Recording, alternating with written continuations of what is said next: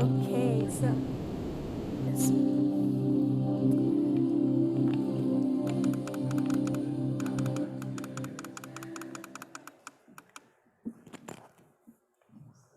Okay, let me just take this message off here, and then we can begin. Perfect. So, good evening, everyone. Welcome everyone here in person in the house. Let's give a big round of applause so we can feel the energy. Yay! And we are sending this energy to the people at home. There it is. My name is Heidi Perez. I am a student here at the University of Cambridge, and I'm going halfway of my PhD journey. And today we are going to do some drama. It's a drama workshop to explore who we are, and as individuals, as a community. And you'll see that I will be brief with what I'm going to talk, because I would like that you witness at home and people here create and feel what is happening. So we're going to use this space as a drama lab, okay? It's like laboratory of doing things and practicing. Before I start, I would like to share with you something. I'll be really brief, but I think this is important. So I would like to dedicate this workshop to my nephew. Here's his picture. So this is Hermes Gabriel. He passed away a month ago. He was 21. And I'm dedicating this to him because he's a perfect example. He's a perfect example of what is popular education. He was the kind of person that he loved everyone, and he will let you know, he will say "te amo" all the time and check on you and check that we're doing okay. And because of him, I say it more now, and I will keep doing it. And he was a firm believer of, if someone else, it was not understood by others, he will be there with you, holding your hand and helping to speak out and let other be their support and helping people to get understood. His journey, it might look short, but it wasn't, because it was full of great experiences, and he left us with a lot of love and a lot of work to do to close the gaps of injustice and make education available for everyone. So I will send you to my family a big te amo, I love you, and thank you to the parents to allow me to dedicate this workshop to him. Can I please have a big round of applause for him? There it is. Thank you. And I'm going to take this message again. Sorry for, here it is. And the idea today is, you can see from home, these artifacts here, and mostly what will happen is that people at home, you will watch what is happening, because the interactive space will be here. That way we can get a little bit more loose and concentrate. So I would like to say, I don't have a PowerPoint presentation, because I would like that you learn about the research from the people who helped this happening.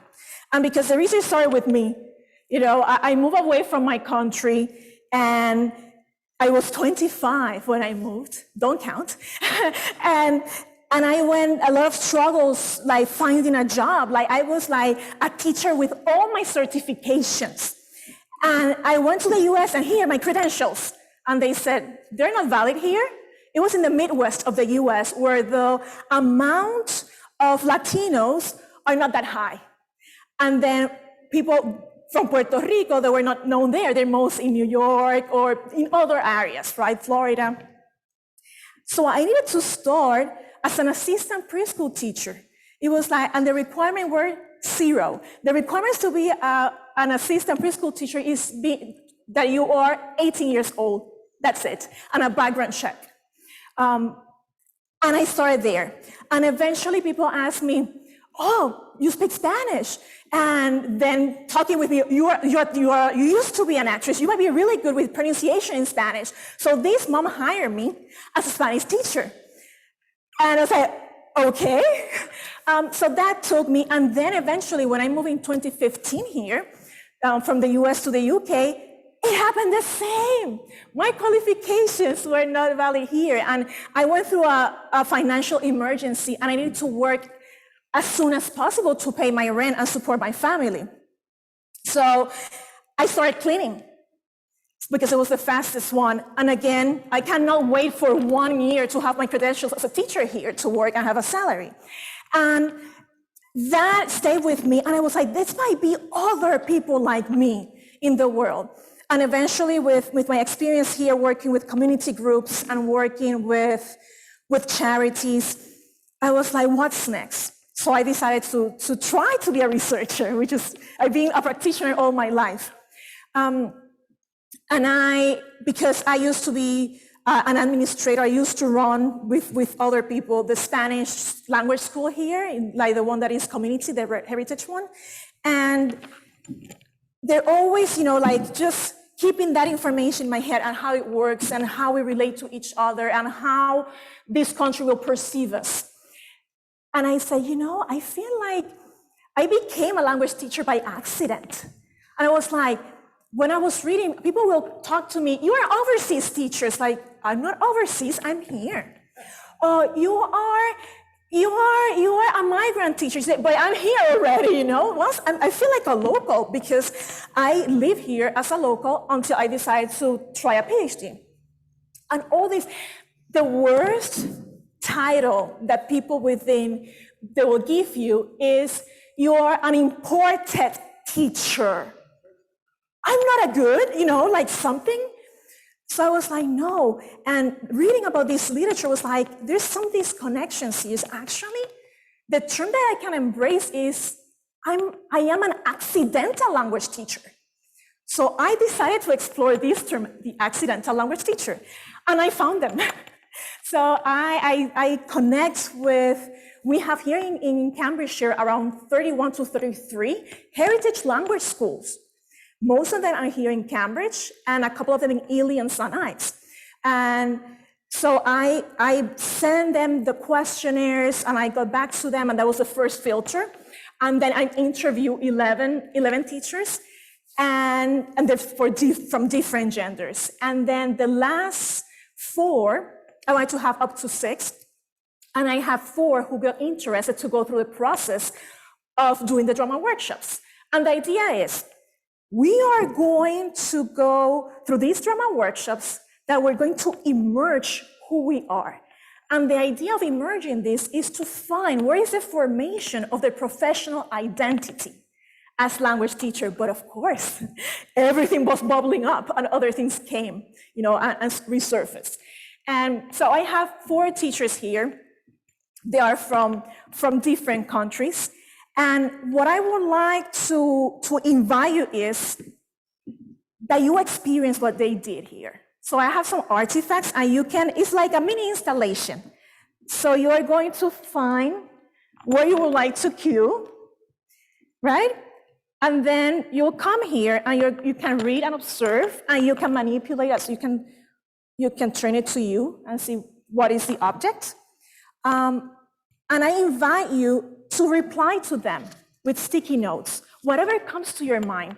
If you see, I don't know, if I see a heart, for example, maybe the first thing I think is love, and that's fine. But if you go deeper, you see like, I feel connected with you because that's my favorite color, anything. You can write a word, a sentence, a phrase. If you would like to write it in another language, please do it. And you can maybe put in parentheses what it means in English, because you'll see here that some of them, they use their own language because that is part of our identities. And before we move here, I would like to explain the way, when I use the word identity, I'm not saying we are just one thing. So I take the word identity as it's a block. It's this block that it has many little blocks inside, and each of those blocks is one identity. So you have many identities within your identity, which I call the self so it's not confusing. And what my approach is a more psychological approach to the term identity, because I explore the process that we go every day forming our identities. It's seconds, it's to the speed of light that's we're always checking. So our identity process is like a self-cleaning oven, right? It happens, you just click a button and boom, it's happening all the time. And it's happening right here now from you that are watching us and for us here. So since look at me how I'm dressed, okay? Whatever I picked today to wear, I might think it was not my intention. Of course it was my intention. I'm letting you know part of who I am. I'm not dressing in black, so that's something. You can see all the colors that I'm wearing here, right? Like animal print trainers. And my hair as well. Maybe you cannot see very well, but it's blue. So we're sending these messages all the time. And because we're going all happening to this process, so I'm probably like looking at you and I'm checking, internally, I'm not processing right away, but I'm saying like, oh, I like what she's wearing, that hairstyle, maybe I would like to try that one or not, and things like that. And then I move, can I do it with you as well? I'm moving here and like, I know her, that's the reason I know she was open to it. And maybe here you say something and I say like, I like the way he thinks. Maybe I should explore that more. But that is not your internal monologue. That is happening here in your brain with all these connections without thinking.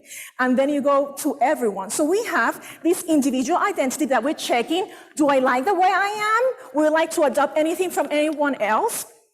Okay, and also we have our community identity. That is what we build together. What is usually to happen when we're using applied drama, to facilitate social justice and also for facilitate education. Okay, enough talking. So I will invite you that you come and line up here and look at everything, because everything has a meaning, okay? And from you at home, I'm gonna show you some of the artifacts I have here, and you can do the exercise at home, okay? And you can write on your notebook or something and keep it for yourself.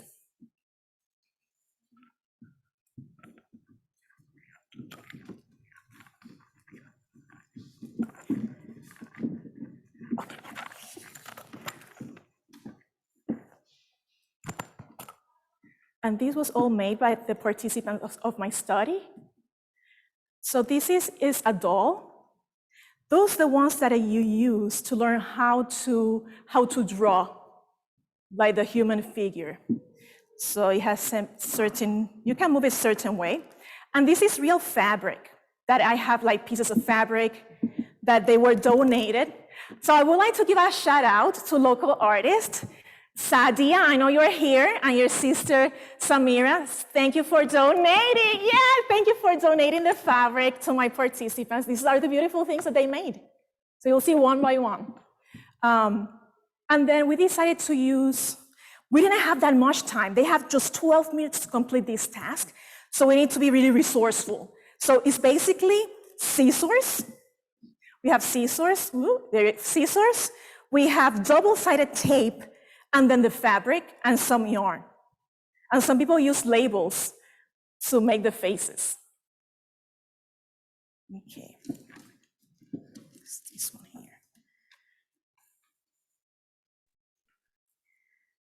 The other object. So I'll go to the second one. This is and all of my participants, they have names of flowers. Let me show you the previous one that I show it to you.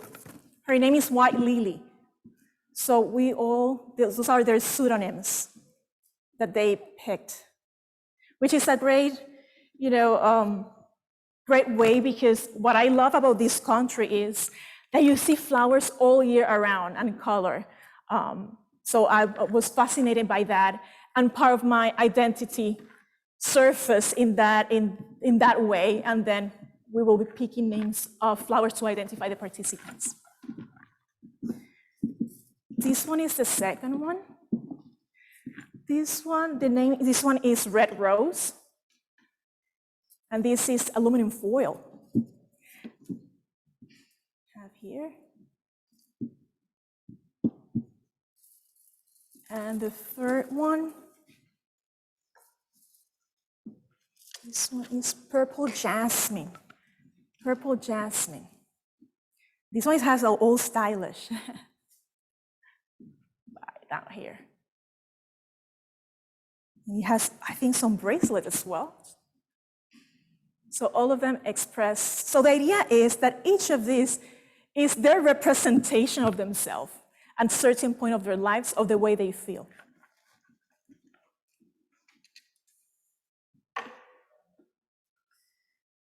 The last one here, this one is Hydra. The name is like, oh my gosh. I'm going to show you the flower. Here's the flower. And this participant, she made this. And this one, when she shared this one, was quite emotional. Because as you see, she's doing the split here. And before she was able to do it, not anymore because she developed a condition. So, but when she opened up to us, how now her body works different and she is sad and maybe frustrated, learning how to deal with that, she was able to connect to the other participants that always they had something that it was like being limited now in their lives. And here the detail of the hair. She made a braid, and this whole piece was completed in 12 minutes.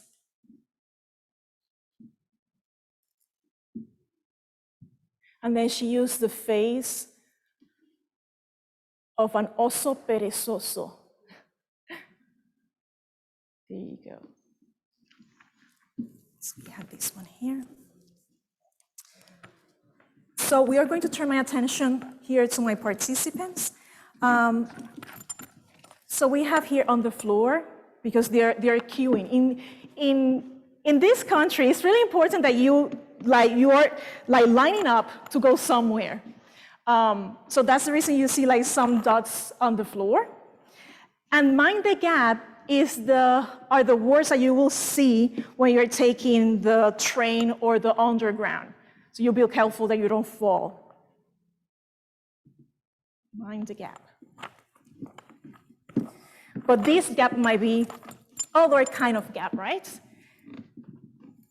So maybe you can think about what might be the gap that we're talking about here.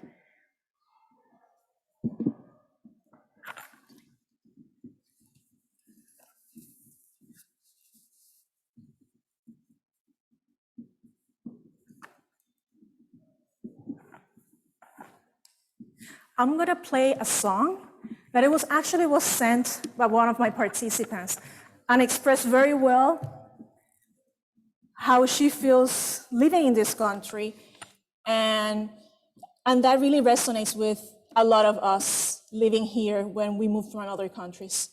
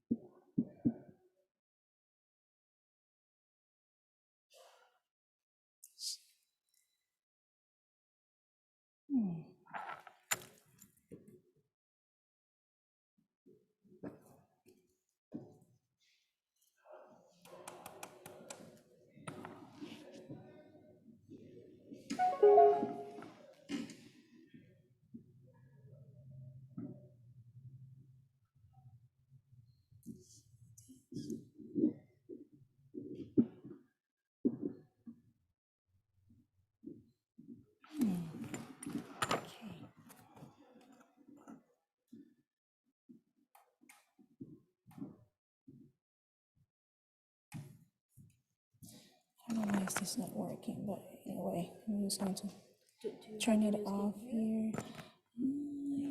Let me see. It's fine. It's not. It's not connected.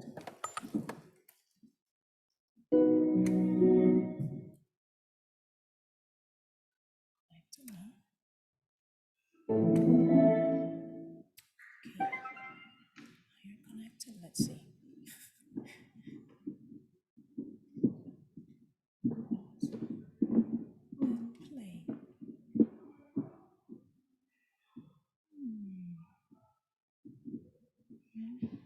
Play. Yeah, let me see. If I go here and then play. No, it's fine. The volume is fine here and here as well. I don't know why it's not. Dion says that is on mute. No, it's not on mute. Why are you muting yourself? Come on.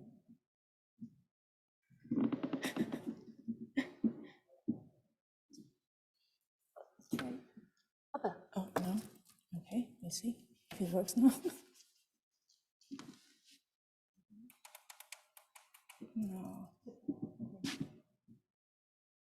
It's fine. Okay, so I think most people are ready. Don't worry about it. Okay, we're having some challenges with the music, which is fine, because we can move on to our next exercise. So let's see if I have here.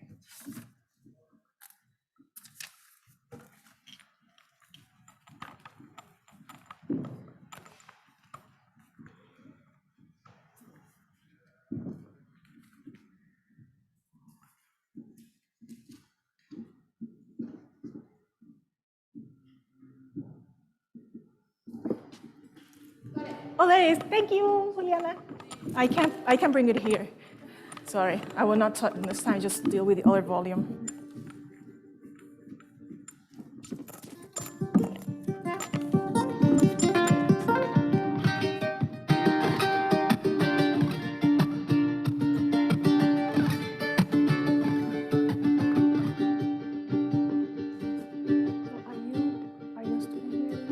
Tengo marcado en el pecho todos los días que el tiempo me dejó estar aquí.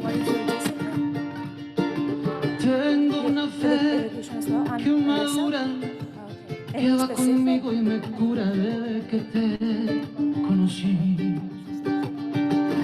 Tengo una huella perdida entre tu sombra y la mía, que no me deja mentir. So they're both students, just some education as well. Yay! Una moneda en la fuente, tú mi deseo pendiente, mi gana de revivir. Where's that camera? Tengo una mañana constante y yo una acuarela esperando verte pintado de azul. Tengo tu amor y tu suerte. Which one is your area of study or discipline? Tengo el mar del otro lado, tú eres mi norte y mi sur. Hoy voy a verte. I met her on Wednesday, that's the reason. And I know you were presenting during the conference as well, right? And Roy?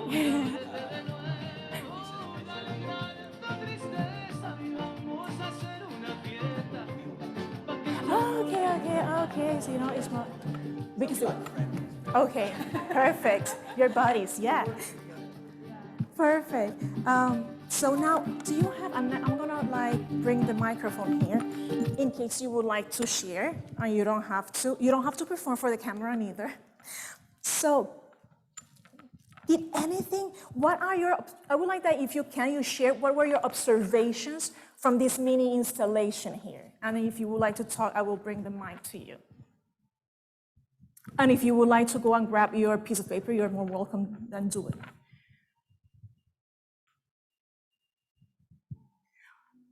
Another way to approach is if you have questions for me as well, of how was the process or the aims as well.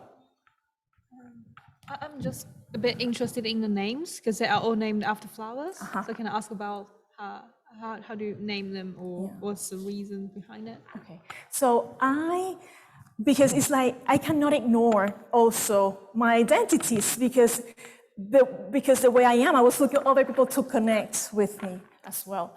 And I presented to them, to the people I was interviewing, the idea, especially I was like, I've been observing that in this country we have year-round flowers. It's always color because I used to live in Midwest in the US, so it's snow up to your knees and everything looks like it's sleeping, or some people might think some things are dead, right? It's like pretty gray and no leaves or flowers. So I brought this to them. I was like, what about if we use our pseudonyms, our fake names of flowers? Yeah, let's do it. So I sent them a list of flowers so they can pick one that they feel identified with. Some of them was because of the color. Some of them was because it's their favorite flower. Some of them because maybe they had that back home, or the opposite, they never see it before in their lives. And that is the thing that they like from here. That flower makes them smile. So that's the answer to that question. Anything else? From what I was reading, I think they are all teachers, no? They are all teachers. Okay. Yeah. And one was from Peru, and the others, not clear to me from where they were exactly. Yeah. So I don't know if any of you read some words. It's like, that's another language. Do you find out can you identify the languages? Yeah. Spanish, anything else? German? Yes. So they are, 4 of them, they are from, 2 of them are from the same country, but one of them, she's multilingual. She's been living in different countries, so she knows 5 languages, but she was not a language teacher. So all of them didn't plan to become a heritage language school teacher. This first person, she's an OT, an occupational therapist, and she's been doing a cross, but also here, that need of connecting with her culture brought her to be a heritage language school. The second person, she's from Germany. She's living in the UK in different places.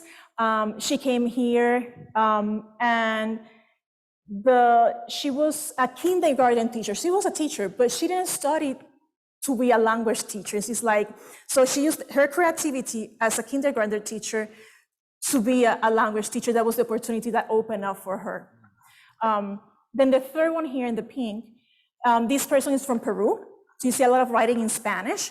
And that person there, I have the teddy bear there because one of her comments is that she feels like Paddington because the extraction, like giving Shields extraction from Peru, to here, and this culture shock. And this person is the one that has most of the culture shock still living through it. And she lives half of the year in Peru and half the year here. And she works in both places. So she didn't plan to be a language teacher. She was exploring what to do, and she was hired as a kindergarten teacher in Peru. Then foreigners from Norway came to Peru, to her area, and asked her, can you teach them, to the kids who are new, Spanish? And then she became a Spanish teacher in her country. But when she moved here, right? Yeah. When she moved here, then it was different because it's teaching the kids of the diaspora, but their needs are different. It's a Norwegian children getting into use of the Peru. And then when she goes back to Peru, what do you think she does there when she goes back to Peru?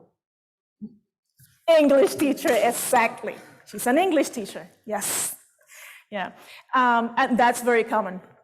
And then the last participant, she's a linguist of the English language, and she studied that in Hungary. So she's like, I'm a linguist. When she came here to the UK, I'm going to work as a linguist. No, because in Hungary, people don't talk English. Like, how? No, it's not possible. And then she's like, okay, so I'm going to teach English. you're not a native English speaker or the way you come, and this is super common. And she needed to read, she was a waitress, among other things, and most of them, like a lot of different, and people who I interview, the same thing, go through different jobs. And she finally landed to be a kindergarten teacher. Because that way, and I used to be a preschool teacher, you are actually like an English teacher in so many ways as well. This is first contact with a more formal way of using the language and learning. So yes, and that participant, what reflects, is one of the things that I taught within my dissertation, that is, they all suffer ethnic penalties. Ethnic penalties is well known in the labor market and business in the terms of how you get a job and where, right? And they suffer ethnic penalties, and it's because this is a penalty. You've been punished because of who you are. Can you guess what humans are mostly punished here with labor, with ethnic penalties? Do you have a guess? Who might be the people who suffer most of the ethnic penalties here? Any person, especially Black people. And also you have a lot of Black Caribbean people, a lot of people, Bangladeshi, Pakistan, people from Pakistan, India, you know, so you go like from all the shades of brown, basically. And yes, so that's part of the ethnic penalty. So they landed to be this accidental language teacher, not because they didn't want to work within the profession, is because they limited them. They put a barrier after barrier, okay? So now, if you don't have any, do you have any more questions? I just want to make an observation. Yes. Would you like the microphone? Oh, yeah. I just want to make an observation and to ask whether or not this was deliberate on your part in the design of this event. We had a session this morning on looking at shared humanity and theatre, and one of I love that you talked about earlier that we're all in our little blocks, and you did this. This morning we talked about an imaginary 10-story tower with 4 rooms, which was like this. So I like that your horizontal sort of mirrored the vertical. And the other thing that I noticed, not so much in terms of the dolls, but their objects fascinated me. And I'm just curious whether or not the ball, the glasses, the teddy bear, and the butterfly were chosen because they represent the 4 different kinds of shared humanity: the physical, practical, the analytical, the emotional, and the spiritual, or that is purely coincidental. I'm just interested. So would you like to know the truth? I'd love to know the truth. Give me the truth, Heidi. So the ball, this person, she's an occupational therapist. So she teaches parents how to play with their children who has disabilities. And the ball is the main object that she uses. And I understand, because as a preschool teacher, I will use that. And as well, if you've seen before, the O ball is a ball with a lot of holes that anyone, if you don't have some physical difficulties, you can grab it really easily with your fingers. So yes, it is for her profession. It's for her profession, but the glasses, why do the glasses? Okay, so the glasses, this person, she's an artist. She's a visual artist. And the glasses is because she enjoys like reading stories to the children and doing storytelling. So she needs her reading glasses for that. Yes. And the bear we've said is Paddington. It's Paddington, representation of Paddington, who was extracted from Peru to live here. And here, the butterfly. So the butterfly here. And this has to be with an exercise that we're going to do. It's about like that night, this person told me during the break, I was looking forward to be here without my children.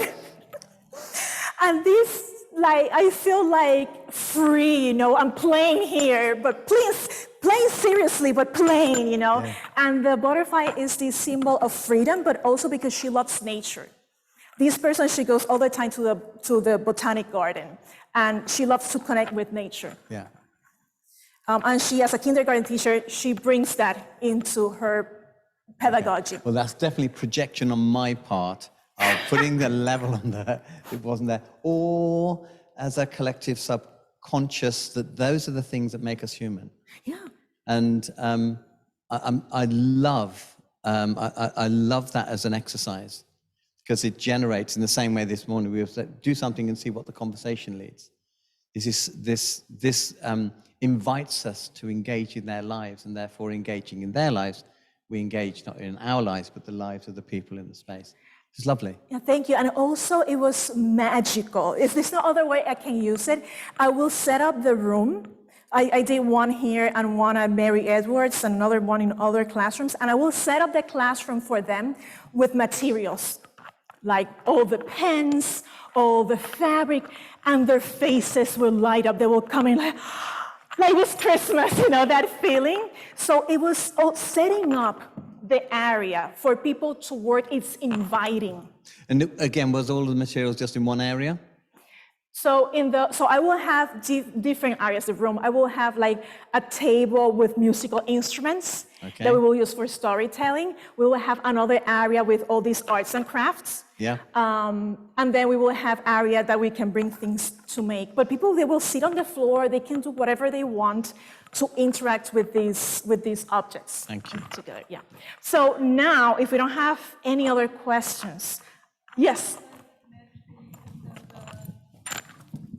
Offensive question: why all the teachers, they are female? Yeah. When why? I did the survey, Yeah. I only had one person who identified as a male, and he was not in the UK, so he will not qualify for the study because it's based in Cambridgeshire. And the second is then most of them, it was women. I'm telling you, from the 11 people I interviewed, just one man.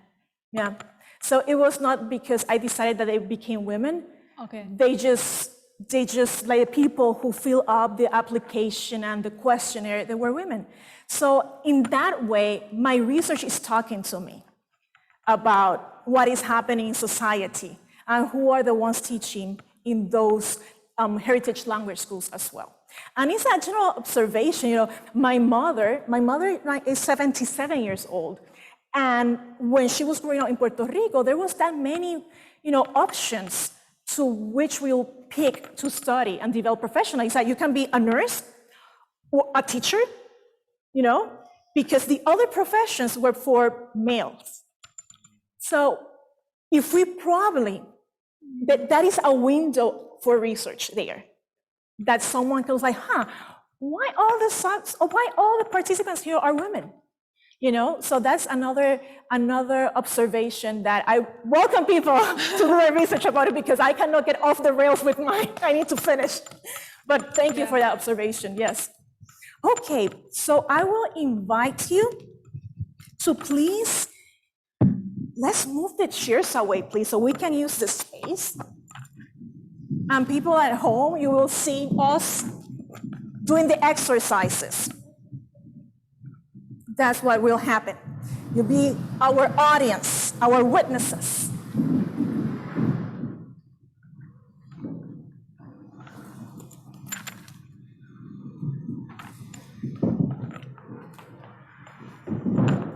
And as I tell my participants, a lot of things when I'm exploring, it's like, why do you pick this exercise? So the exercises that I'm choosing to explore identities, they exist.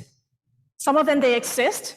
And I have 3 requirements to pick that exercise and say, I think we can explore identity with that. One is role playing. Another one is related with the context, okay?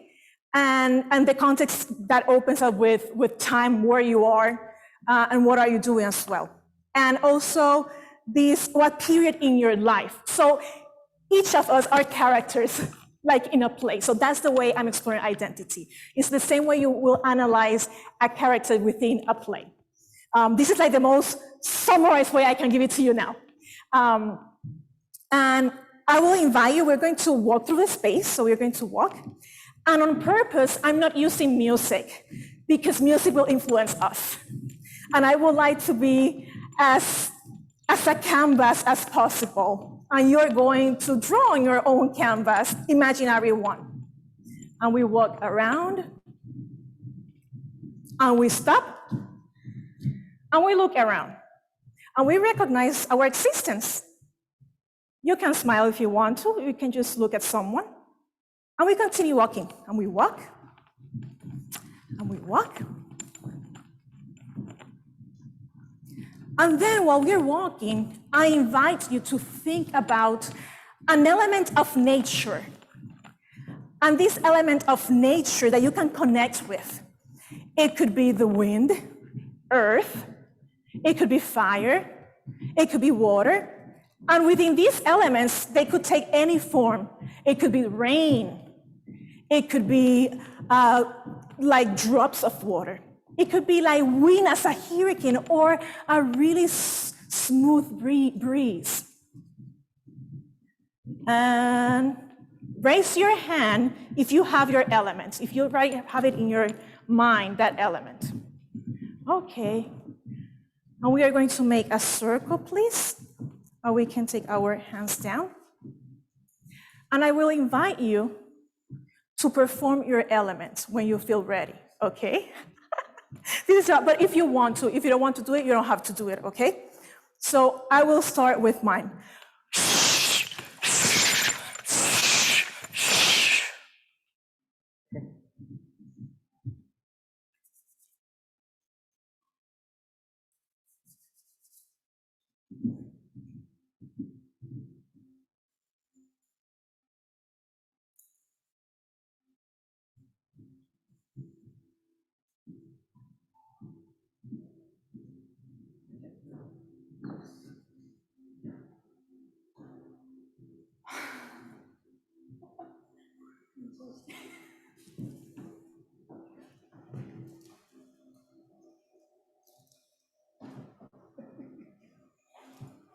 That's it?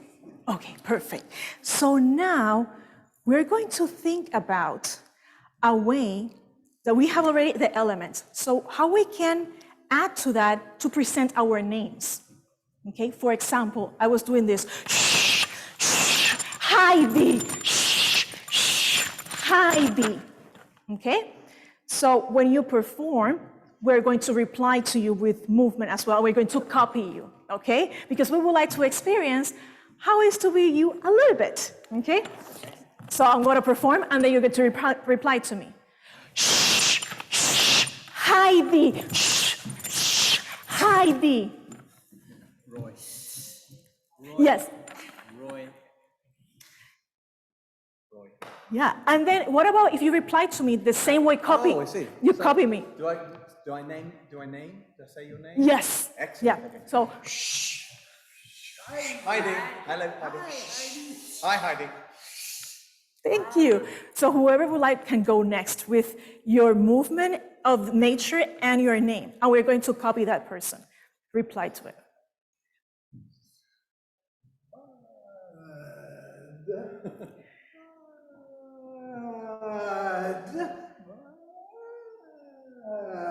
And we reply, bird, bird, bird, bird.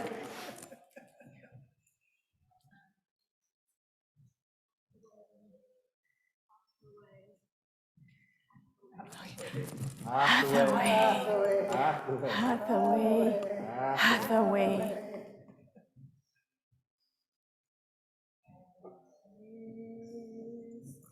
Hi, Francesca, Francesca. So why do you think I ask you to pick an element and just perform it? That's one question. And the second is, why are we replying to each other, copying each other? So those are the two questions, and we're using this to debrief, you know, this is the part of the lab part. So why are we doing this? What was in my head and in your head when you were doing this? The elements are, we're all made up of elements. We're all made up of the same elements. And, my colleagues now, I teach Tai Chi and Qigong, and that's all elemental work. And so you're giving us something safe and known that we can relate to, which is personal to us.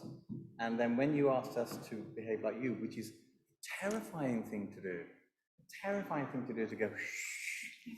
But actually what you're encouraging us to do is to connect with you where you are and not where we are. And unless we're able to absolutely embody that other person, you cannot understand them. That's how I would. No, that's beautiful. I'll get back to you because I would like everyone to have their own. I don't want to influence anyone. That's fine. Thank you. I think our name and the element is a way to bring us, you know, we are part of the earth. I mean, we are part of the rest of nature. And for me, putting my name in with a particular expression of nature, I felt like coming together somehow, like I belonged, like my body belongs to the earth, something like that. Mm-hmm. In terms of responding to you, I think I didn't find it terrifying, but I found it kind of liberating to be able to. I thought your thing was very clever and a little bit silly, and I'm not as silly as that. So it was fun to be silly. I like being silly. Yeah. Before I forget, I will just reply to both of you. So what you said about silly, I'm a silly person. So the idea is about when we talk about identity. Identity is about how I perceive myself, but it's also about how you perceive me. Okay? So I'm giving you permission, the way you said, to treat me the way I want to be treated. It's the same thing with the pronouns. Okay? And the way we decide what to wear is a way we're saying, people, I would like to approach me this way, or I'm like this. You can see all my pins here. Black Lives Matters. I'm an ally of trans people, you know, and rock the arts. And this is a campaign, Behave Badly. It was like when women in Cambridge were not being able to apply and be admitted. And Behave Badly was the secret code, like we are here together, you know, to break in the system. So this tells you a lot about myself, just without opening my mouth. Anyone else would like to share something? Kind of respond to in your way. It's kind of make a connection, and that's how we can commute. Because if you use your way to say, Heidi, maybe you do not understand, so we need to follow your way. Yes. That's great. Can I try something with you? Can we do a small performance improv here to explain something? So what you observe is like if I invited you to dance with me, right? And then I'm start doing this.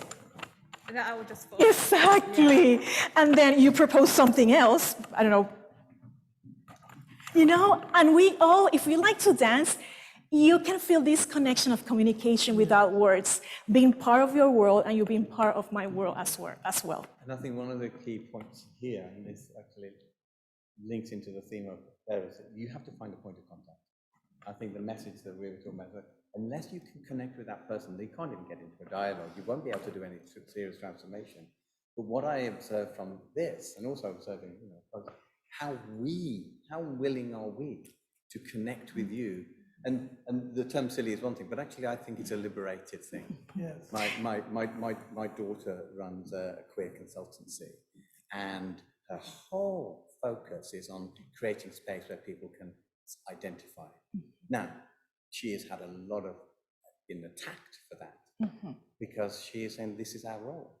Now, unless we can be open to the idea of difference, and all we want to do is stay in this is the way the world is, the thing I gained from that is what is going on in our own hearts and minds to go, this is fun, but I just don't want to change. Because that's what you're inviting us to do, to go with that vulnerable place of, wow, you're asking me to be something that I'm not. And I would argue you're asking us to be a part of ourselves we're yet to connect with. And I have one of the participants, I'm going to bring the microphone here. One of the participants had the same reaction you both had when, oh, you know, we're performing, you know? And I was like, it's okay. She's like, no, because I enrolled here because I wanted to learn to be out of the box. But she will complain every time. And that was part of her process, you know? Because she was there doing it willingly. Okay, but part of the exploration was to complain. I'm not gonna feel offended for that. It's part of the process, you know, that's the reason we're there. Do we like to share something or, sorry, that I forgot this before. Yeah, I think also the exercise that you proposed was revealing a lot about the identity of the group. So how the group would react all together, or each one will add their own style, like the rhythm. And yeah, so identity is also constructed collectively, no? Yeah.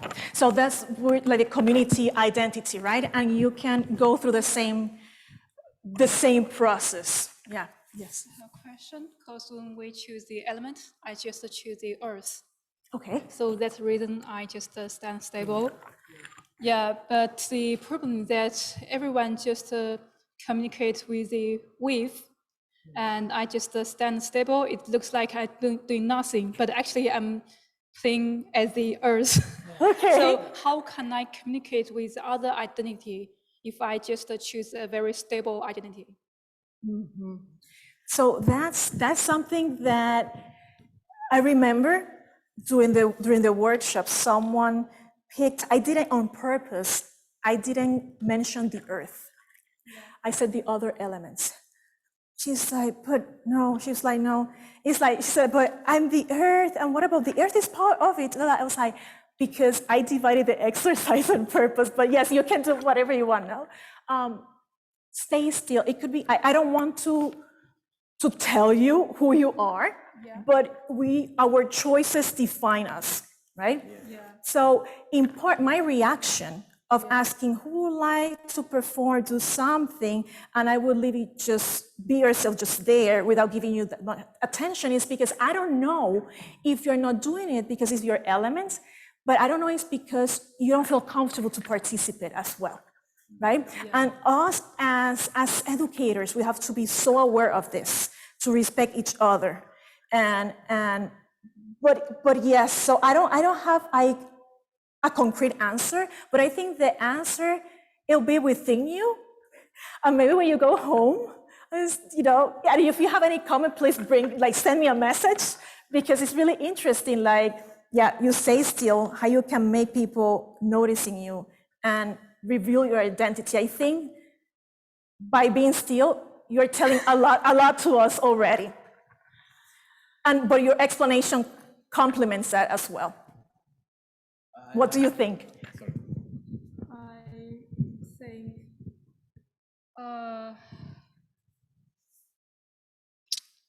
how to provoke the earth element is that when everybody just stop moving, I still stand stable. That means I'm the earth. Yeah, and it's like, and things like that will come to it. Also, is our choice of representation as well, based on our experiences. It is, and because we're family now, we've been. This is great. What was interesting, and I'm interested in your thoughts of how did you feel about copying other people's energy? You can be earth or fire or wind or whatever, but how did you feel about being connected with Heidi and Roy? How did you feel about mirroring their embodied way of being? How did that make you feel and think? Actually, it's kind of weird. Yeah, because everybody just moving around and walk around. I just stand stable and I feel like I'm isolated. But actually, the truth is that I need to spot everybody when everybody needs the energy from the earth. whenever you are doing the water or the Tai Chi, the yin yang, all the energy came from the earth. But you don't know I'm supporting you. So it's kind of alone. No, and your explanation, if we're talking about the community identity, this reveals a lot to it, because then the rest of us, we need to be aware on how you process what happened here, and that we are like, to let you know we are here with you and check with you on like the way you use energy is different than us, right? But I'm learning right now. I'm questioning my identity and saying like, I'm too hyper. Maybe I should be more like Yuki, and like take it down a little bit. And that will stay with me. That will stay with me, When we did the session this morning, Sean and I and Juliana created the space, but the exercises we created based on you. We created based on the dynamic of the people in the room. If you are a different group, there is a wonderful energy based on the 5 elements called the 5 rhythms dancing. We would have done that with you, but you weren't the right audience to do the 5 rhythms dancing. Maybe we'll do the 5 rhythms dancing before we leave today. But our part of facilitating, and I'm interested in terms of coming back to this, each one of these is having a different experience of the world in time and space and place, and finding that point of contact, that point of connection is what all of this exercise I see is doing. Our challenge is, can we move from that corner of where we are comfortable just into that point of connection? We can go back to our corners, we can go back to our elements, but at some point we have to shift from where we are to make connection with others. Otherwise, we just find ourselves in conflict. And that's the next exercise. I'm going to push you a little bit further with an exercise that I call the House of Mirrors. And for this, I will invite you to grab a piece of paper, and we can divide it, how many out? 1, 2, 3, 4, 5. And then I think if I split some of this, because you need to support on something. So it's enough thick, I think, for you to be supported there.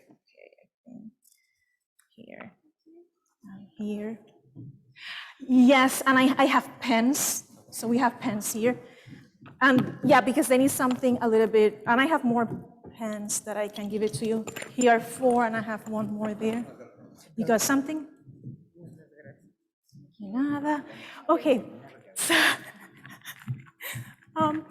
so the next, the House of Mirrors.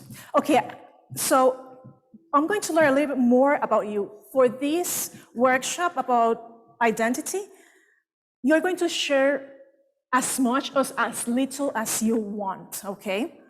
Again, if you don't feel comfortable, go to the side, and that's okay. I'm just going to go to you to check, are you okay? Do you need something? Because I'm a carer. This is part of why I'm a mother, I'm a teacher, so yeah, I'll do that. I will check on you all the time. So what we're going to build here is a house of mirrors. So you can stay here where you are. Okay. And then what about, can you step forward, please? There you go, perfect. And then if we can do 1/4, there you go, and 1/4 here, there you go. So we have 2 here. And then we can have 1 more person here. Thank you, Yuki. Yes, and then we can have you here. Because I'm trying people can see, there you go. And then you are perfect right here. Yeah, you're perfect here. If you can move a little bit there, perfect. So now I'm going to explain, and then you will decide who's going to be the first one to go. The idea of this exercise is you're going to think of different characteristics that they describe you. And this could be, you can think about a phrase or a word. For example, for me, hyper. That thing is a word that defines me, hyper, okay? And I will write it down, but don't share with anyone. I'm just revealing mine because of the exercise, but you don't share yours. You write yours. And we're going to think about a second one, a second phrase or a second word. For me, it will be, So I will write insomnia, because I suffer from insomnia, okay? Those are the two. But you are not going to show it to us what you wrote and to anyone. Then, the second part is whoever would like to go first, I will go here, and without saying anything, I'm gonna perform the first characteristic. And then you will reply to me. My characteristic. Your character. Yes, you are my mirror. Okay. And then, when I move to him, you're going to write down what you thought we did together.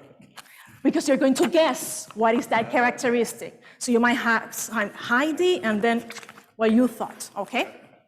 And then you move to the second person. And we're going, each of us, you are a mirror, okay? I don't want to complicate it more, so who would like to go first?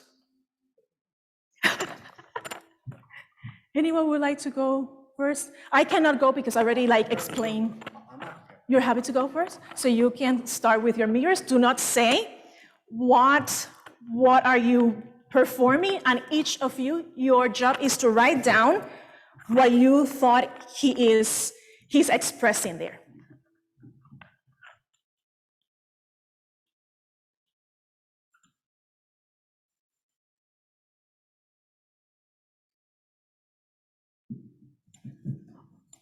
Yeah. Come here.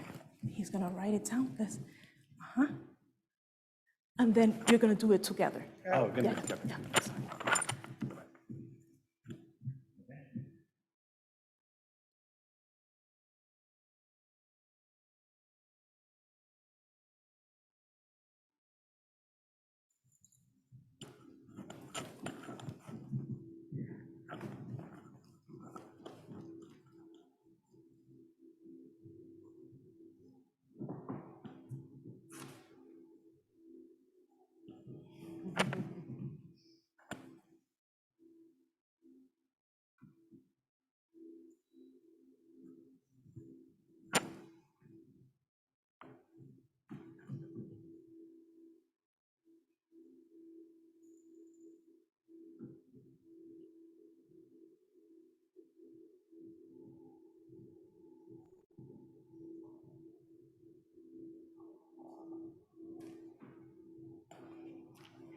You do better than I do.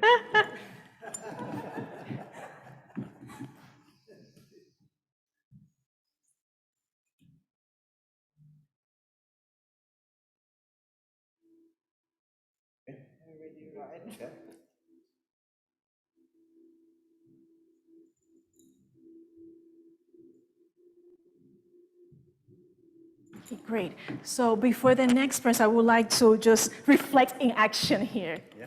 So it was marvelous, this connection here, because it reveals about both of you and who maybe a bit better at doing something than the other, no? So for me, I was like, oh, she might be the teacher of that, she might be the teacher of that practice, okay?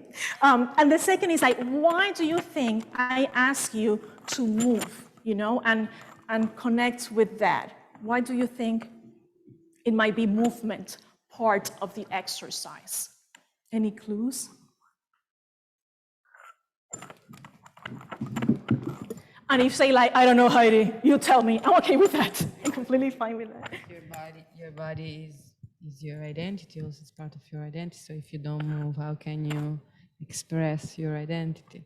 Yeah, we all walk in different ways. And it depends how you're feeling and what point of the day you are, you're going to walk different. Right now, I'm walking like this, moving like this. When I leave here tonight at 9, I'll be hunching, and that reveals how I'm feeling. Second is, I'm a dancer. So I'm really aware of muscular memory, okay? And also how you can, as a dancer, I remember, I was not good with the French words in ballet, but if I listen, I will perform everything. And the teacher was like, how can you do it, but you don't know the word? I was like, I don't know, but I'm doing it, right? And with modern dance as well. So it's because we have different inputs of how we learn and we communicate. We do it in different ways. And also because you reveal with movement as well. It's part of who we are. In how I would like to be projected and how you will give me that back. So it's an expansion of the first exercise, but a little bit more complicated. Okay? So we're going to move to the second person who would like to go to join the House of Mirrors.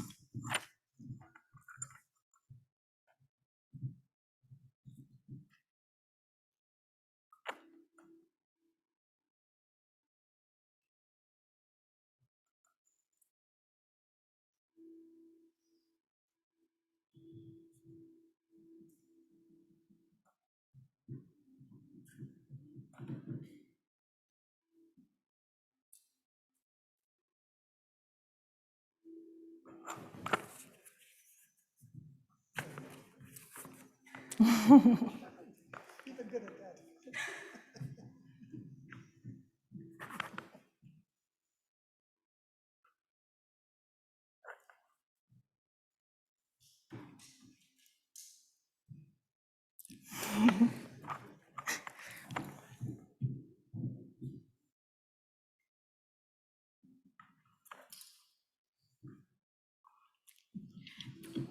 Great.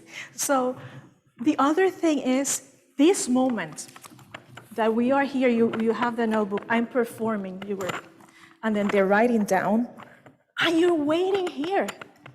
You're just waiting here. So they go through the process. As humans, we have a serious problem with silence. Why? And they've been discovering this. As a teacher, I ask learners to share how they feel and what they think, but if I'm always talking, how are they going to have time to identify and recognize how they're feeling and what they're thinking? So I'm always sharing with people to learn from my mistake. We need spaces of silence, and we need to be supportive of that, and just being here with you, just waiting for you. Okay, and keep going. Okay, who would like to be the third person showing? Because at the end, we're going to reveal.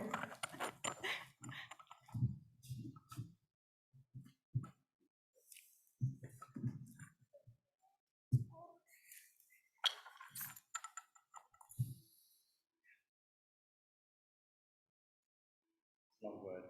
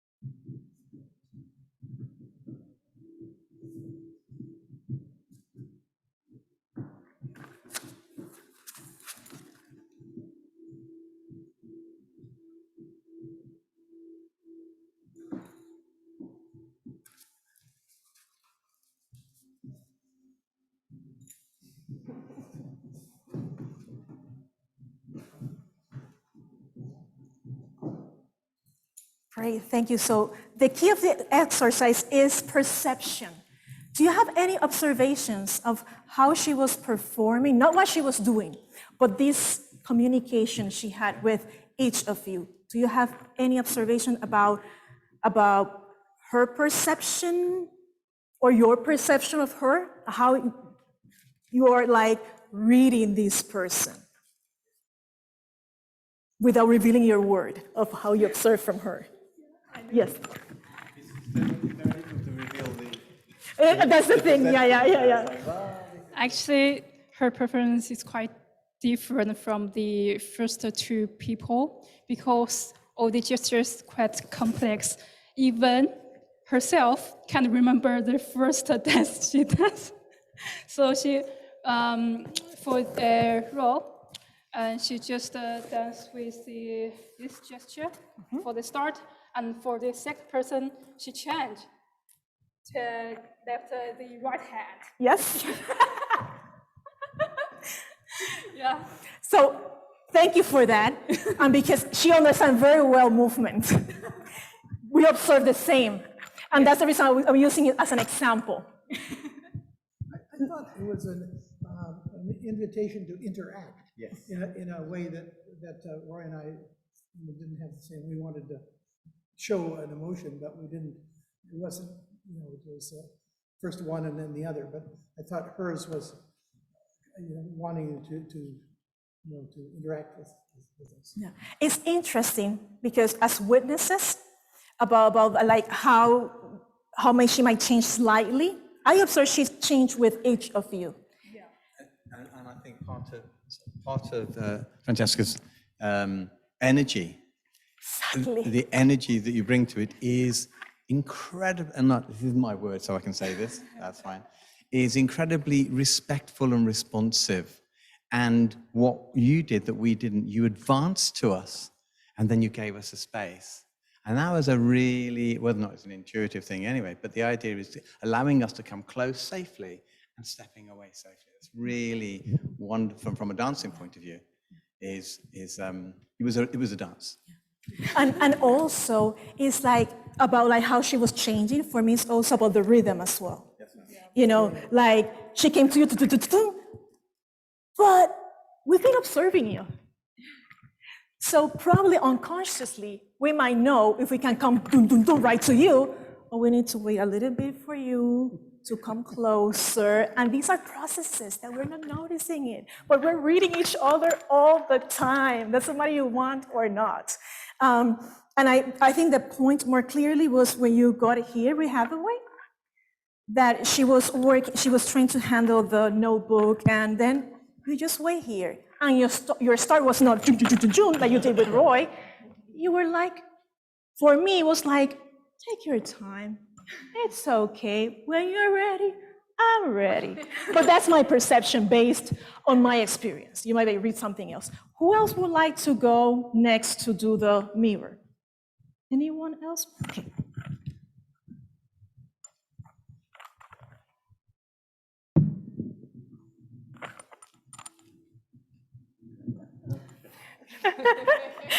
It's more like a prank.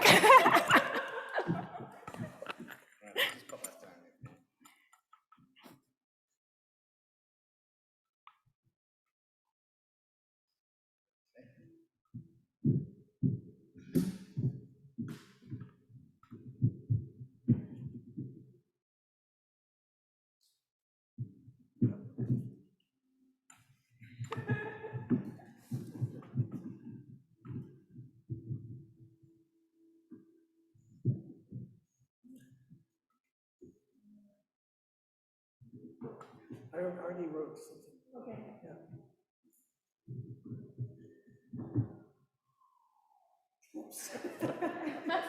Comes all this way, strikes a student.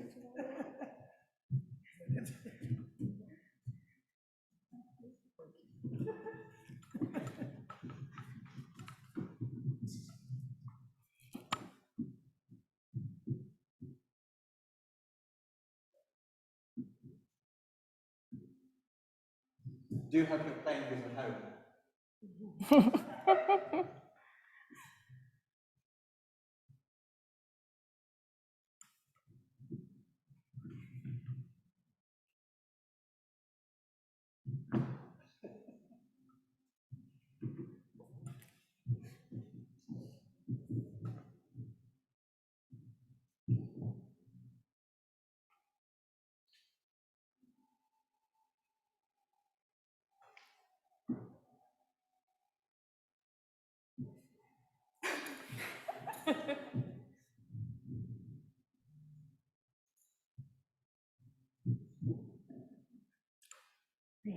Thank you.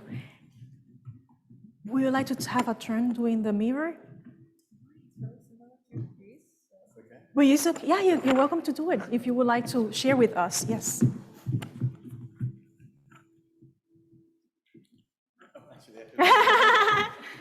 But you see her silence talks. She just look at you like, we're missing something here.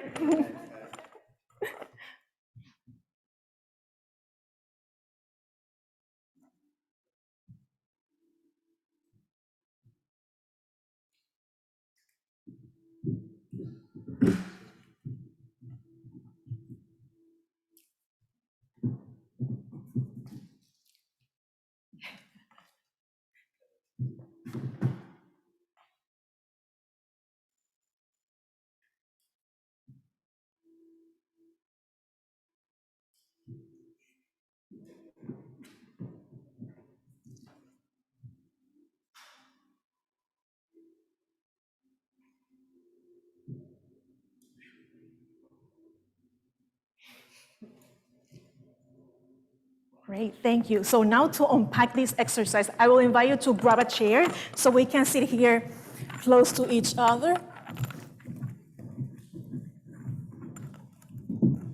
And you can bring your notes, please.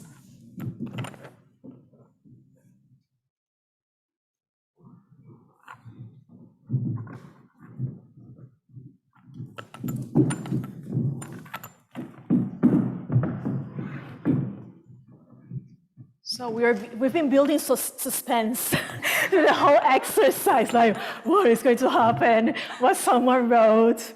And I would like to give like some kind of a disclaimer.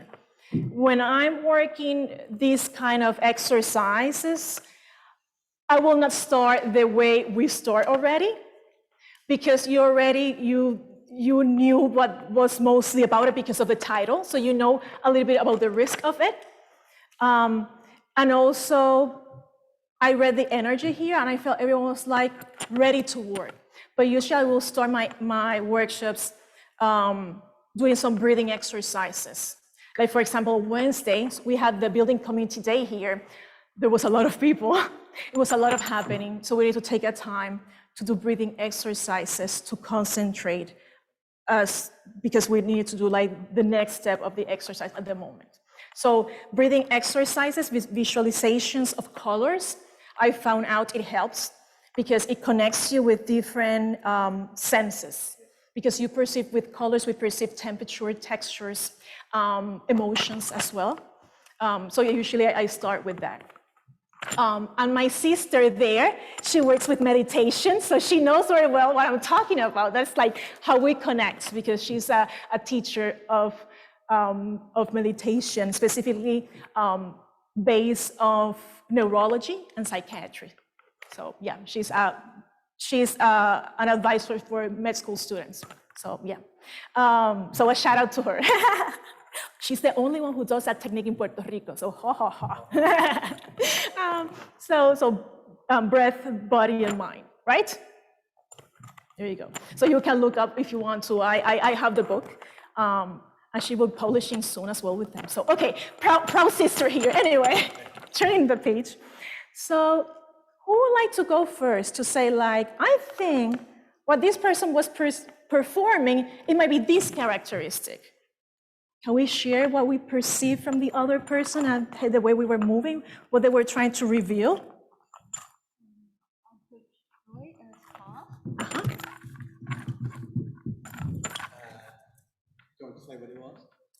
Someone else would like to say what you perceive from Roy. Do you remember the way you were moving? Can you show it to us again? Okay. So you perceive as calm. Yeah. How do you perceive him? What do you wrote? Do you thought that he was the characteristic he was giving to us? I just wrote the name of Tai Chi. Tai Chi. Okay, that's perfect. That's perfect. I thought precision. Precision. Great. Balance. Balance. And then, did any of them nail it? Yes. Which one is it?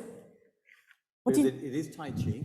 It is the opening move of Tai Chi. I'm a Tai Chi instructor. Oh, you're a teaching instructor? Yeah. Okay. And it's balance. It's balance. So That was exactly the word. So, ding, ding, ding, ding. You get 10 Perfect. points and a free flight back to Madrid.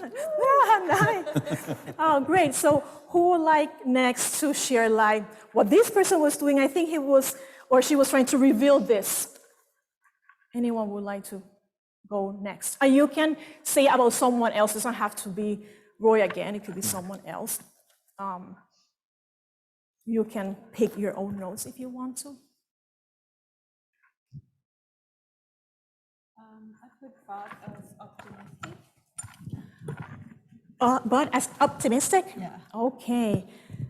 Anyone else has something to? Happy. Yeah, but Happy? Okay. Got happy. Optimistic. Anyone else about Yeah, I put Bud as open. open? Okay.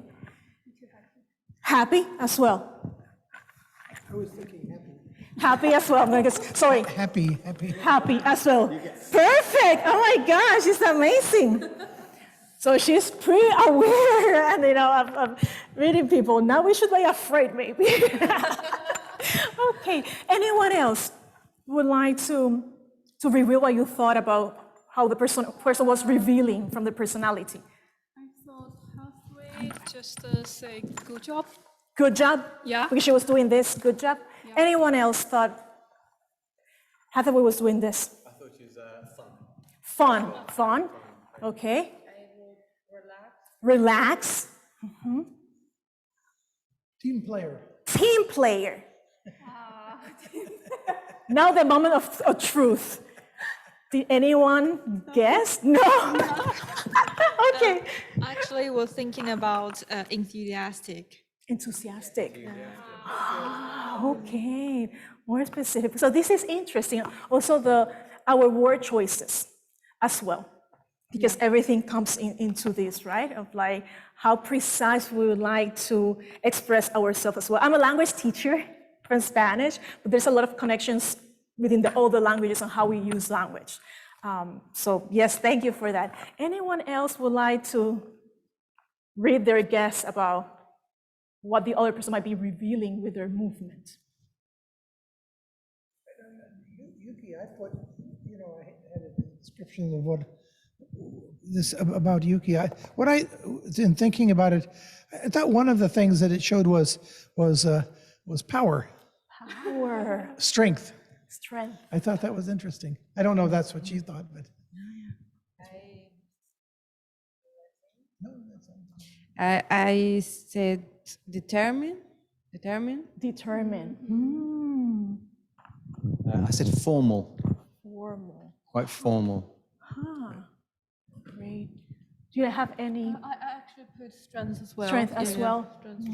So this is the second time you connect very well, both of you, because the way you move and also like word choices. So that's really something, Okay, Yuki, can you tell us if we read you Actually, well?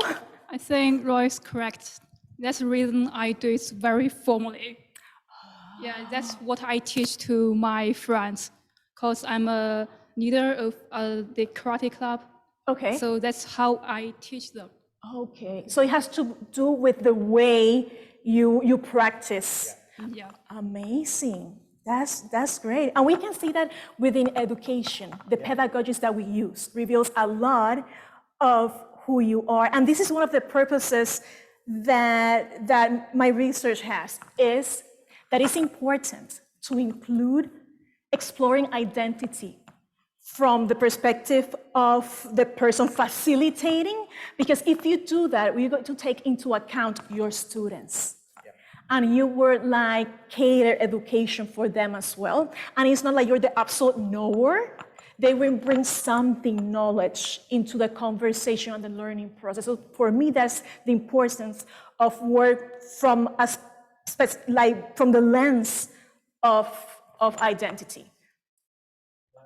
Yeah.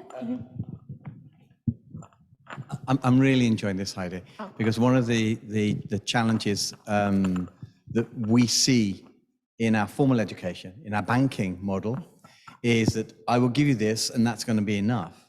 But if I'm not able to connect with you or make contact with you, and one of the things that we have been educated, particularly in Western education, is to be disembodied. You don't give value to the body. And if you're unaware of what energy you're bringing in when you just walk into a room, a lot of teachers, I would say, have been educated to deliver their subjects. And they're not bad people at all, but they aren't embodied. And for a lot of children who are not traditionally academic, they are embodied. And unless we can find a way of being physically present and allowing them to be physically present, which is to move in the classroom, which is designed for clerics and accountants, how do we shift from this model without the teacher feeling, oh my gosh, I've lost control because the children are moving, or the children to feel I am bored to death because I'm not? How do we bridge that gap? Yeah, that's the other thing we were talking about also. You know, how you present yourself has a lot to do of how you also treat others, right? And others with capital O, right? And I will try to reply to it with an anecdote. Yes. So I remember I used to be a bilingual resource teacher in the US, in the Midwest of the US. I was the only Latina teacher in the whole school. And this was a primary school. And I was there to help the children to make the transition from the native language and giving support with English. For example, in mathematics, the order of the sentences in English and Spanish are different. So if you're doing subtraction, you might not get the correct answer just because of language, the way you write, right? And the way you're processing this sentence, the order of the sentence. And I remember they were telling me, oh, you're going to get these new students, so you know that you need to, because they do, you take them out of the classroom and you work specific for what they need support within language and academics. And I remember we have this staff meeting, and they were, Heidi, we have a problem. And I was like, we need your support because this child is going to be really challenging. Okay. You need to be prepared. You might need to develop a lot of things, talk to other teachers. We need a support system. Okay, I'm all for that. But you might, you might perceive that it's very challenging. Okay, what is it? The problem we have is he speaks 4 languages. That was my reaction exactly. And what do you think I said? Do you have any guesses what I said? Okay, what else? Anything else? What's the problem? Exactly. With that attitude and that, I said, like, I think we are the ones with the problems because we are not multilingual. Why did they think it was a problem? Because then, how are you going to help him with academics, It's like, now you have which language you're going to use for that. Because in their mind, it was being bilingual, it was a problem. And we need to accept that in the US, decades ago, being bilingual, it was meaning of being disabled. And they will send you to the special needs department. Yes, being bilingual in the US, meaning that you were disabled because you cannot learn if you don't know the language. Right? And this is magnificent research they're doing here at the University of Cambridge, the Second Language Education Research Group. And it's about talking about a multilingual identity.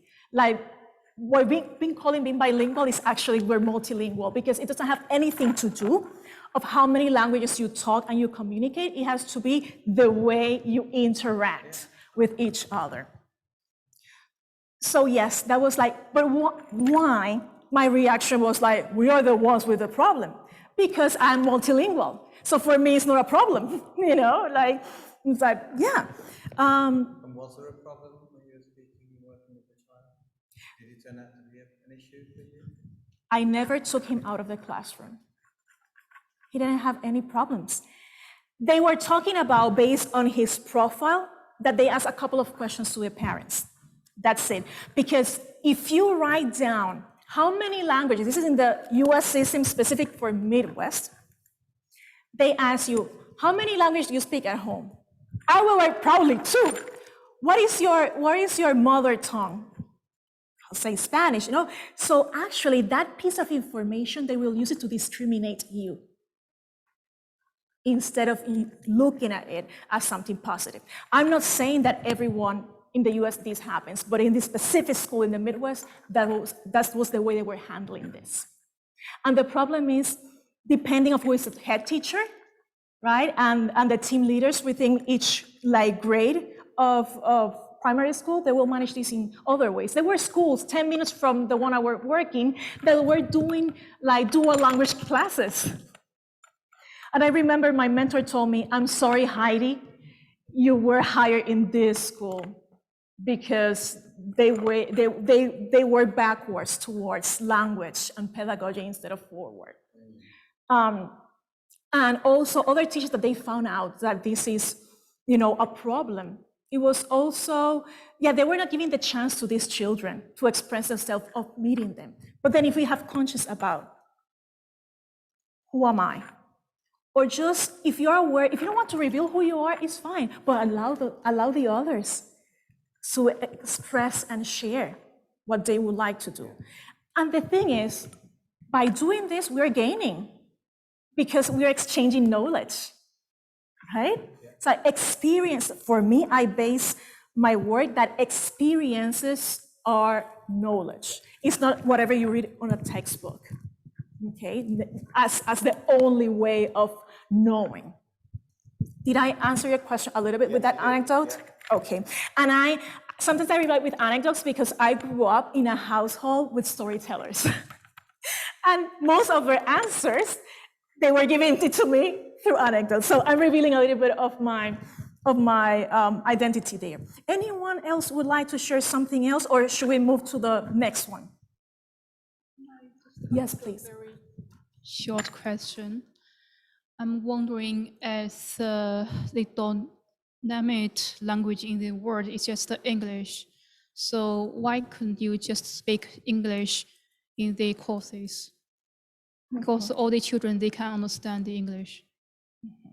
If you want Ali to study other language, it might be a waste of time because you need to learn lots of languages.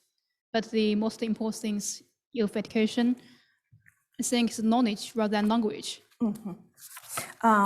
So from a social standpoint, I would say, why do they keep them in a classroom that is all English?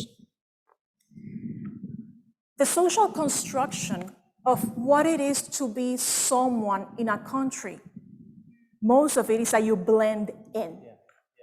And that is where all the weight goes to. For example, when I got into this school, children would look at me and they will ask me, Black children and Latino children will ask me, can I touch your hair?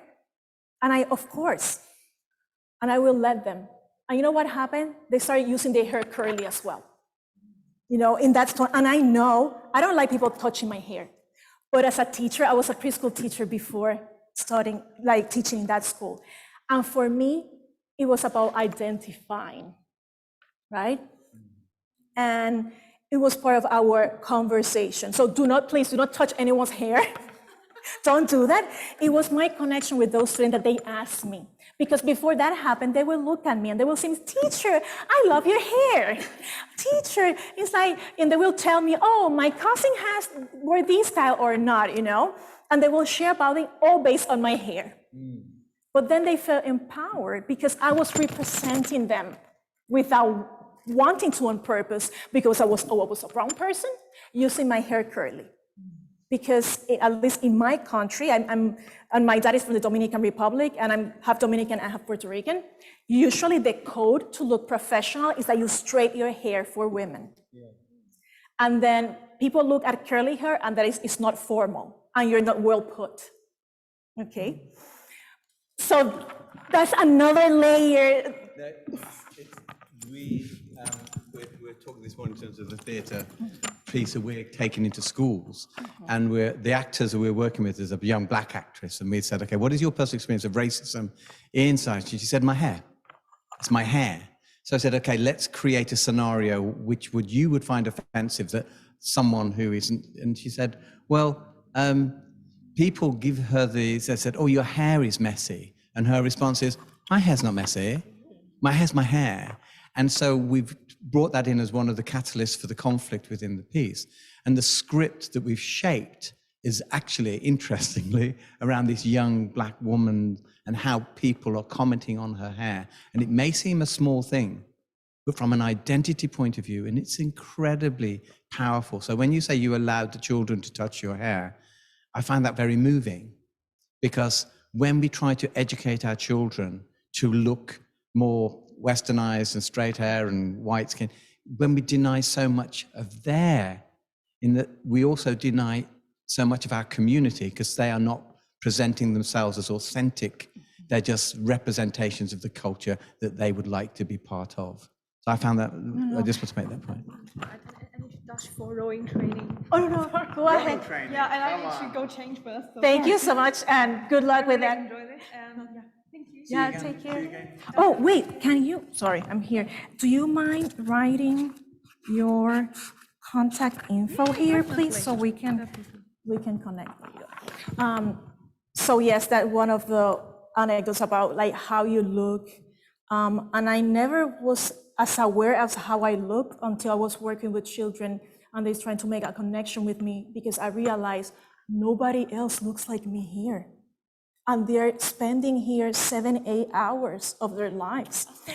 Hasta luego. And the other thing that goes further with the connection of language, coming back to you, is I remember when I started working with these students that I needed to help them with their English, was that I will talk to them in Spanish. And they will literally, when I talk to them in Spanish, they will do this.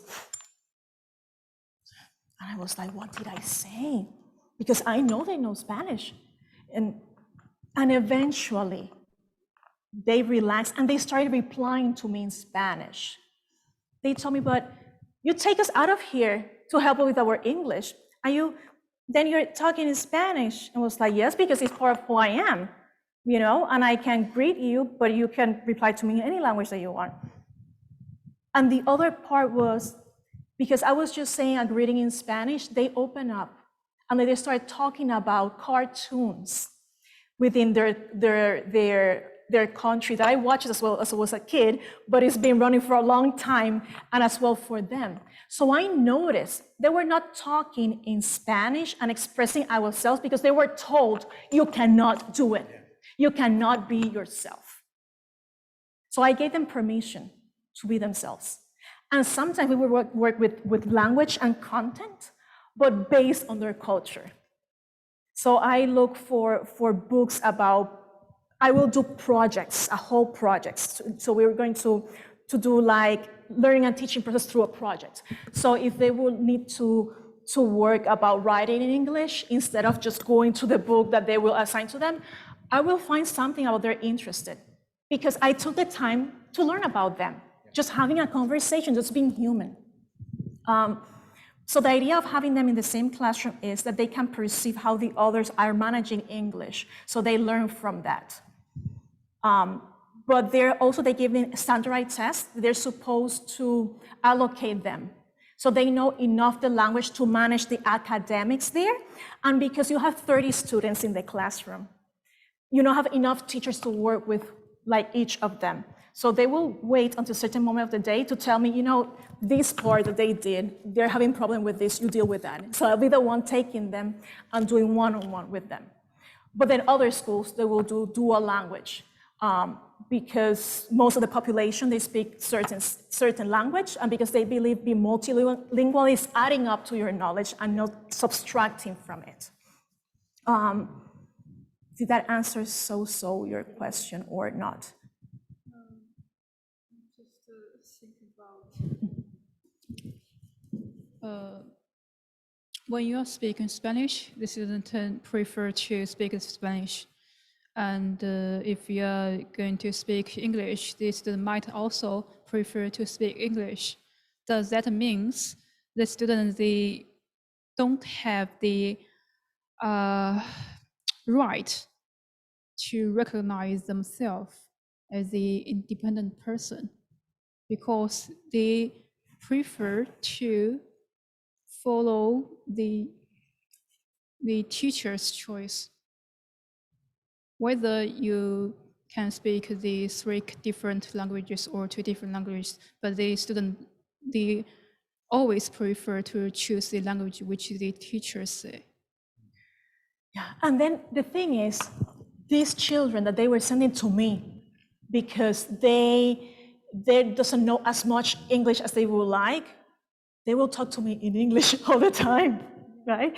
I was the one approaching a little bit because I heard them talking with parents to pick up, so I knew they will manage the language because I'm not going to go in front of them, making them to talk in Spanish to me, right? But there's a lot to be with language, emotions, and trauma in this environment. They were canceling their identity because if they heard them to talk in English, they would look at them. No? The way of writing. I gave you the option. You can reply there in any language that you want, right? They will not have that. So they will actually, the pedagogy that we're using there will stop the way of them interacting and expressing themselves because it's more important that you express it in English. So because if they don't want to express it in English, oh, they don't know anything. They knew, but you didn't open the doors for them to communicate because we have many ways to reveal the knowledge that is within them and how they would like to learn. So I need to move on really quickly because we are here it's quite late actually. We've been here, so they were supposed to be from 3 to 4:30. And we're still here. Are you okay? Yeah, we need to. Yes, so I will ask you one more thing. If you would like to, you can do it, if not. And while you're doing that, I'm going to clean up, so you're fine to stay. So for now, I will say goodbye to everyone. I will keep working here because we need to do a last activity and clean up. So I saw some of the posts on the chat. Can I just confirm that we'll be able to get the chat from our colleagues if there's on film and things that they make there? We would quite like I know that we're recording. Is the chat is going to be also within? When we save the recording, we have it. The people at home, they can save it themselves. Okay. But you send it to us because there's some really interesting things at the top. Yeah. Can you save it there within your connection, like the chat? The chat, yes. She will do it. So perfect. And then we can go back to that. So thank you so much, everyone. If you stay, you will look what is happening here, but that's from us. Thank you so much. So the last thing, and you know what? I'm really, really picky about the time, and I always just use the time that I have. But honestly, I completely was so involved with what was happening here, and I didn't feel anyone was rushing me. So I was like, okay. So this activity, I integrate visual arts. So the idea of this is, because I cannot give you a doll for you to develop, I have some bounty here, which is really very common in this country, like not in my country. So I now appreciate this because it's different. So the idea is that you are going to design one of these based on who you are or based on what you learn from yourself today. I mean, it could be anything. If you want to have just dots, it's fine. Lines, whatever. So you have this, and I have some pegs here, some pegs here that you can help you to keep that tense there. And I have here, these are permanent markers, so they will be good for keep that tight there. And the idea of this is, I will stitch them back. So we're going to have a collection of this. So I would like to put together an exposition with all this that we're generating through the research and the workshop. So I will invite you when that happens. Did I give you? He has the pegs there. So Roy, if you can pass it to them. And then one of those days that I'm really tired, I will stitch all of these together.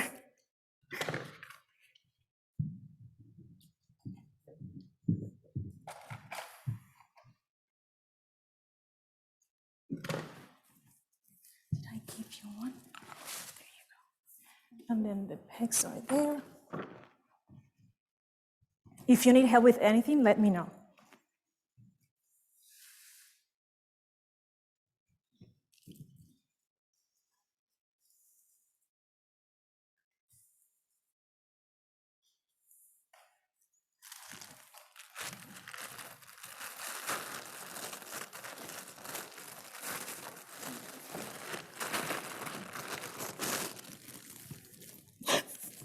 With that.